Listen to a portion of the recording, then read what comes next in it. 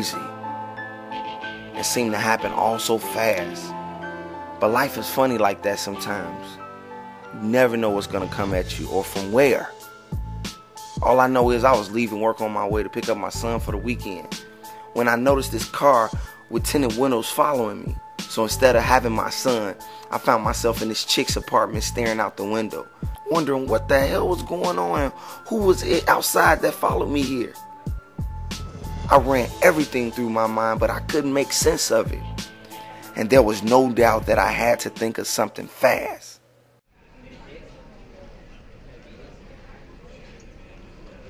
Meanwhile, I was at work at the halfway house when my worrisome mother called, stressing me about Charles not being there on time to pick up our son. She was crying, saying that she needed to be leaving soon and that something had to be done, but the only thing she was doing was getting on my nerves, even worse than these knuckle-headed ass inmates in here were. God, I mean, I'm at work. What does she expect me to do? There's nothing I can do. Pissed me off more than anything. Look, I gotta go, Ma. I'm busy.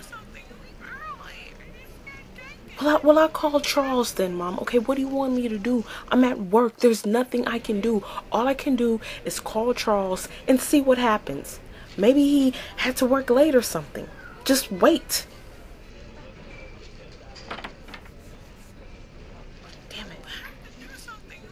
Damn, look. I'll call you back. Give me 5 minutes.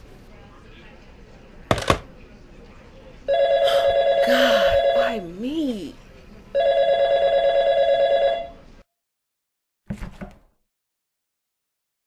I was at home cooking dinner. I hoped that Darren would come through that door any minute. When I called his cell phone, he didn't answer.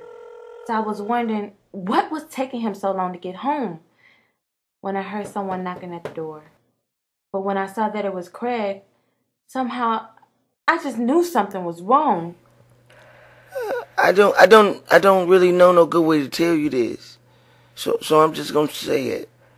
I heard that Darren got locked up a little while ago. What? What happened? I don't know. I wasn't there. Then how do you know? Know what? You know he got locked up. Are you high or something?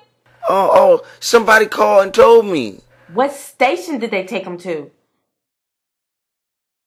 What the fuck do you know?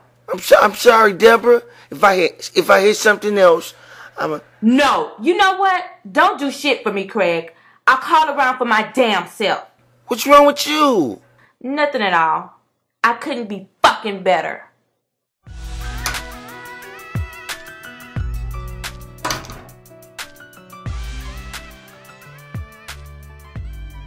It was hours later, and I was still awake in my bed.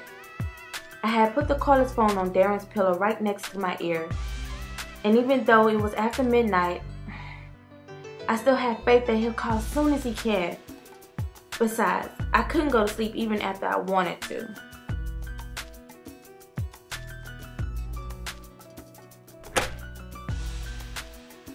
Hey, babe. Sorry I couldn't call you. I knew you was worried, but I knew Craig would call you and tell you everything would be all right. What happened? There really ain't much to tell. Young dude came in looking at one of the cars I had on the lot. He wanted to see how it rolled, so we took it out for a spin. To make a long story short, we got pulled over. Youngin had a pistol I ain't know nothing about. Thankfully, when the time came, he told him that. And he took his own beef, even though he acted scared to death. You look as if you don't believe me.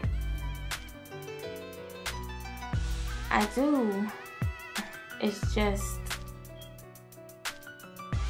Even though deep down inside, something just didn't seem right to me, I was just happy to have my husband safe at home with me.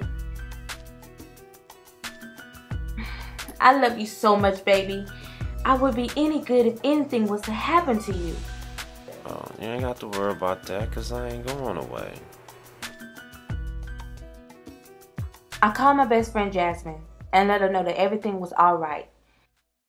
And we arranged to go to lunch the next day. Debra, you know you don't have to worry about Darren. Girl, you damn well know that if anybody can handle themselves, it's him.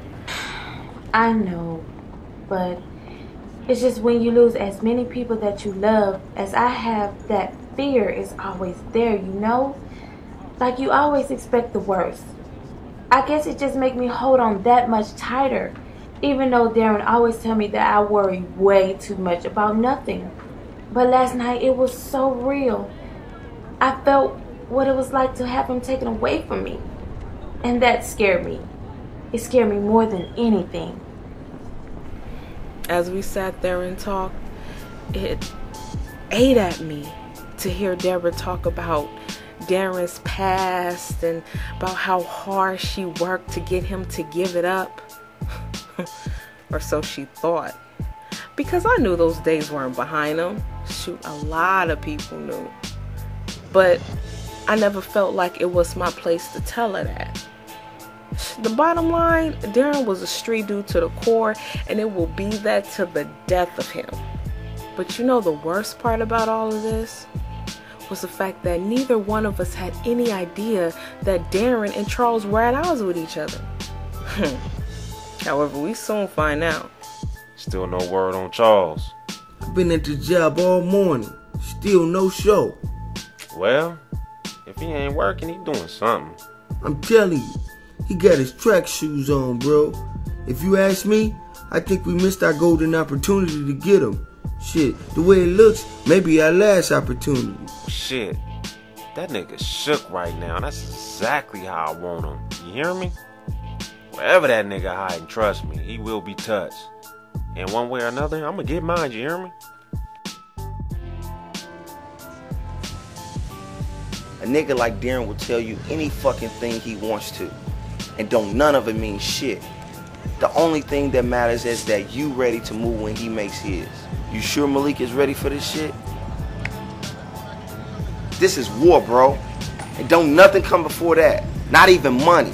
This ain't playtime. This ain't even business. This here is personal. It's life or death, Juan.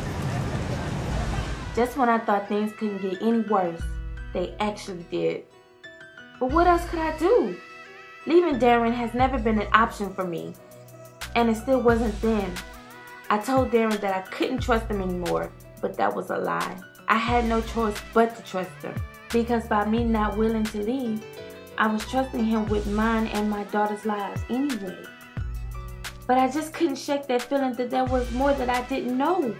So I decided to do something that I never imagined I would. Like they say, when you go knocking on Satan's door, you better have it prepared when he answers it. So as everything played out, it would change everything we all thought we knew about each other.